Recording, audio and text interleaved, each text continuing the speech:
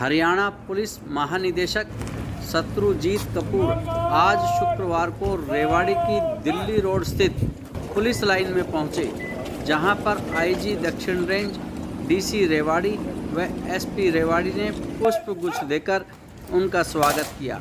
Police की टुकड़ी ने उनका भव्य स्वागत किया व सलामी दी।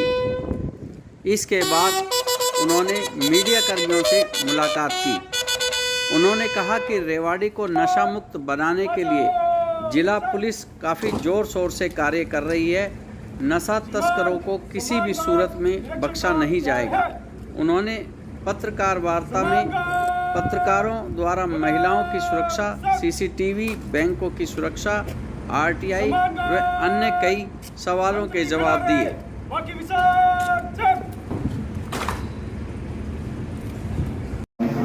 काम करने का भी मौका मिला और पुलिस के अधिकारियों की मीटिंग है, उसमें रिव्यू करेंगे, अपनी प्राथमिकताएं सभी के साथ साझा करेंगे और उन पे फिर काम करेंगे।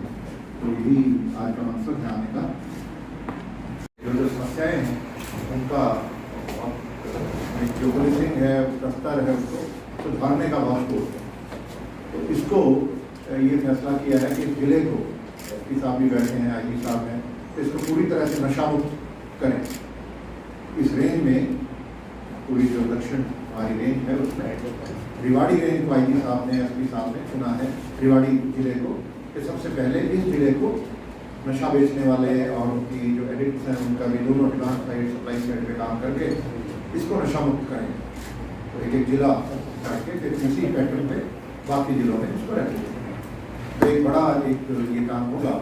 मुझे उम्मीद है कि हम यहाँ बैठे हुए हैं और सभी हमारे बाकी अफसर भी अपनी मीटिंग में मिलेंगे और इस चुनौती को उसको हेड ऑन लेकर के पूरे सख्ती से उसको काबू करना। और महिलाओं की सुरक्षा का एक बड़ा मुद्दा है। वल्नरेबल ग्रुप्स जो हैं, जो कमजोर लोग हैं, बेजुबान लोग हैं, उनकी मदद करना। ग्राम प्रहरियों को भी बुलाया है पूरे जिले के, जो हमारे सिपाही हवलदार जितने भी लगे हैं सबसे भी बात करके उनको नशा और ये जो लोग गुंडागर्दी करते हैं उनकी लिस्टें बना करके उन पर प्रभावी तरीके से कार्रवाई करना और महिलाओं की सुरक्षा का विशेष ध्यान रखना। तो ये सारी चीज़ें प्राथमिकताओं में हैं। और बाकी इंडस्ट्रियल एरिया है रेवाड़ी, इंडस्ट्रियल एस्टेट्स हैं, तो उनमें जो औद्योगिक इकाइयाँ हैं उनको कोई दिक्कत ना आए, उनकी वहाँ पे शांति बनी रहे, तो उनमें भी अच्छे से काम हो। तो ये हमारी प्राथमिकताएं हैं। तो सवाल होगा कंट्रोल रूम का जो हमें पुलिस के काम में मदद मिलती है वो सबसे ज़्यादा कैमरों से मिलती है। उसका कोई सेंट्रल कंट्रोल रूम हो या ना हो उससे इतना अंतर नहीं पड़ता। तो हमें तो रिकॉर्डिंग की ज़्यादा ज़रूरत पड़ती है। अगर क्राइम हो गया तो पता चलना चाहिए और लाइव उसको रियल टाइम में देखना, वो अगर हो तो बहुत अच्छा, ना भी हो तो अगर कैमरे लगे हुए हैं और रिकॉर्डिंग चल रही है तो वो भी अच्छा। सर हाईवे पे लगेंगे जैसे वो एक उसकी चर्चा करनी पड़ेगी, तो वो उसको देखेंगे जी। तो ये जो हमारी दक्षिण रेंज बनी तो इसमें 4 ही जिले हैं और वो अच्छे से काम चलता है। अब इनकी जो नू की बात करें तो वहाँ पे एक बटालियन शिफ्ट की जा रही है। वो सरकार ने घोषणा भी कर दी, उसके लिए जगह भी अलॉट होने जा रही है। अभी बहुत जल्दी फैसला हो चुका है। तो जैसे ही जगह अलॉट होगी उसको ठीक करा करके कोई कंपनी जो अभी IRB की कंपनी है वो अलग से वहाँ से रहेगी सर। और CMB जो हमारी RAF है उनको भी के लिए भी जगह देखी गई है और उनकी भी फोर्स वहाँ पे एक रहेगी। तो इसके अलावा हर जिले में लॉ एंड ऑर्डर कंपनियाँ हम बना रहे हैं।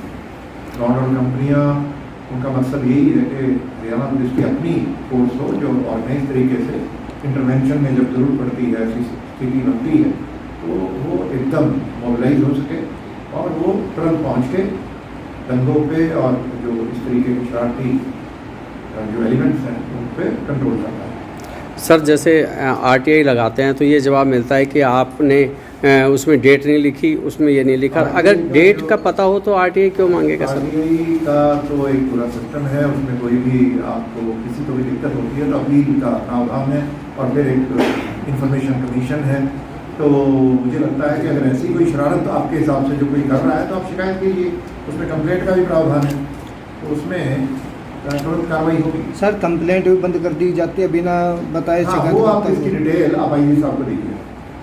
सर आपने महिला सुरक्षा की बात, तो महिला सुरक्षा के लिए किस तरह से वर्किंग पूरी आप करने जा रहे हैं, तो उसके लिए कोई महिला सुरक्षा का तो जो मेन मुद्दे हैं वो है, पहले तो हॉटस्पॉट आइडेंटिफाई करना, उनकी लिस्टें बनाना कि ऐसे कौन से स्थान हैं जहाँ पे महिलाओं को असुरक्षा का एहसास होता है, वहाँ सुरक्षित महसूस नहीं करती, तो चाहे कॉलेजों के सामने हो या वर्क प्लेस कोई फैक्ट्रियाँ हैं या कोई ट्रांसपोर्ट ऐसे रूट हैं बसों के जहाँ पे दिक्कत आती है, ऑटो स्टैंड है, तो वो सारा हमें उन हॉटस्पॉट को आइडेंटिफाई करके उनको सिक्योर करना है। अब बहुत सी बातें हो चुकी हैं, तो ऐसा है तो उस पर अभी मैंने सभी को इंस्ट्रक्शंस दी है कि बैंकों की मीटिंग बुलाना, आपको मिल गई होगी तो बैंकों की आप मीटिंग करें, लीड बैंक के जितने भी आते हैं वो एडीसी दफ्तर में हर महीने मीटिंग होती है और सिविल एडमिनिस्ट्रेशन मीटिंग करता ही है, तो उसमें सुरक्षा से जुड़े हुए मुद्दे भी हम फ्लैग करें और ये सारी जो दिक्कतें हैं ये वहाँ पे फ्लैग करके, ताकि बैंक के जो प्रबंधक हैं उनके सीनियर अधिकारी हैं उनको पता चल सके क्या दिक्कतें हैं और उसको तुरंत एक्शन करते हैं वो लोग, अगर उनको सही तरीके से बात समझाई जाए। सर साइबर फ्रॉड को रोकने काफ़ी काम चल रहा है, वो केंद्रीय एक तो हमारे हर जिले में साइबर थाने बन चुके हैं, अब उनको जो सपोर्ट चाहिए वो सपोर्ट अभी उसमें हम इजाफा कर रहे हैं, तो वो इसमें मैन पावर भी पंचकुला में जो हमारा 1930 का जो स्टेट्स का सेंटर है साइबर क्राइम का, जहाँ पे सारी शिकायतें पहुँचती हैं 19301, वहाँ पे हमने लगभग डबल कर दी है स्ट्रेंथ और बैंकों के साथ एक जो नेटवर्क है हमारा समन्वय है उस पर हमने काम किया है, तो उससे काफ़ी हमें इम्प्रूवमेंट हुई है। अब बाकी कुछ बैंकों के साथ हो गया, अब बाकी बैंकों के साथ भी वो काम चल रहा है, सब बैंकों के साथ करेंगे। ऐसे ही टेलीफोन कंपनियाँ हैं, मोबाइल फोन कंपनियाँ, एयरटेल के साथ हमारा एक ऑपरेशन चल रहा है, तो एयरटेल के साथ उसको जब इफेक्टिव हो जाएगा तो वही मॉडल हम बाकी 3 कंपनियों के साथ लगाएंगे। तो ये 2 बड़े इनिशिएटिव हैं जिनका करीब करीब मुझे लगता है कि दिसंबर के महीने तक, दिसंबर एंड तक, इस साल के अंत तक उसके नतीजे हैं सर। तो उससे फायदा होगा। थानों में पुलिस की संख्या बहुत कम है, उस पर भर्ती ऐसा नहीं है कम नहीं हुई, तो बड़ी ये जो भी अगर आप 5 साल से पहले की बात करेंगे, 10 साल पहले की बात करेंगे, तो वो रेवाड़ी और महेंद्रगढ़ 2 ऐसे जिले हैं जहाँ पे संख्या में बहुत ज़्यादा इजाफा नहीं है, पर कमी नहीं है, कहीं कमी नहीं हुई और उनको HAP IRB के नाम पे अलग से फोर्स भी मिली हुई है। हाँ, कुछ जिलों को ज़्यादा मिली है, कुछ को थोड़ी कम मिली है, क्योंकि वहाँ वैकेंसियाँ ही नहीं, तो ये मुद्दा ज़रूर है। बाकी रिसोर्सेज पे लगातार सरकार उस पर काम करती है, सरकार में काम होता है और सरकार उसको ज़रूरत के हिसाब से जो हमारी प्रपोजल बनती हैं उन पर फैसले करती हैं, तो वो अच्छे से काम चल रहा है, उसको पूरी करना है। इलेक्ट्रॉनिक मीडिया में जैसे जब कोई भी क्राइम होता है तो उसकी एक समस्या है, आपके लिए बाइट ज़रूरी है, लेकिन उसके लिए ये ज़रूरी है कि वो आधी अधूरी बात बताएगा तो दिक्कत में आएगा। सर आपकी अपेक्षाएं थोड़ी कई बार उसमें क्या है, दिक्कत ये है कि हमारा जो देश में जो बन गया वो सही गलत पे मैं नहीं जाऊँगा, लेकिन जो क्राइम स्टोरीज़ हैं वो बहुत बड़ा एक कवरेज का विषय रहता है, जो बहुत सारे कंट्रीज़ में, बहुत सारी सोसाइटीज़ हैं जहाँ क्राइम कवर नहीं करता मीडिया।